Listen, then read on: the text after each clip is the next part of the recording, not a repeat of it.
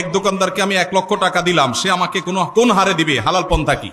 ভাইরা আমার, আপনি কোন দোকানদারকে 1 লাখ টাকা দিলেন ফর এক্সাম্পল, আপনি তাকে বলবেন ভাই এই টাকা দিয়ে ব্যবসা করার পর যদি আল্লাহ না করুক লস হয়, তো যা লস হবে আমি লস নেব।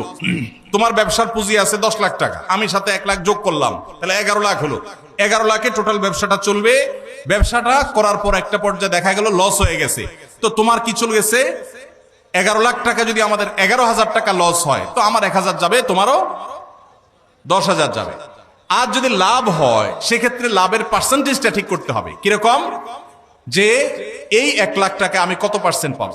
তুমি ব্যবসা যেহেতু নিজে পরিচালনা করবা, অতএব তুমি 60%, আমি 40%, অথবা তুমি 50%, আমি 50%, যে কোনো হার ঠিক করে লাভ এবং লস উভয়টার ভিত্তিতে যদি আপনি দেন, সেটা জায়েজ আছে। আর যদি 1 লাখ টাকা দিয়ে বলেন ভাই আমার আসলটা ঠিক থাকবে, মাসে মাসে 2,000 করে দিবেন, তাহলে এর নাম সুদ। এর নাম কি? কুল্লু কারজিন জাররা নাফআন ফাহুয়া রিবা। যদি আপনি এটা লোন হিসাবে দেন আর বিনিময় নেন, সেটা কি হবে? সুদ হবে। আল্লাহ আমাদেরকে বুঝার তৌফিক দান করুন।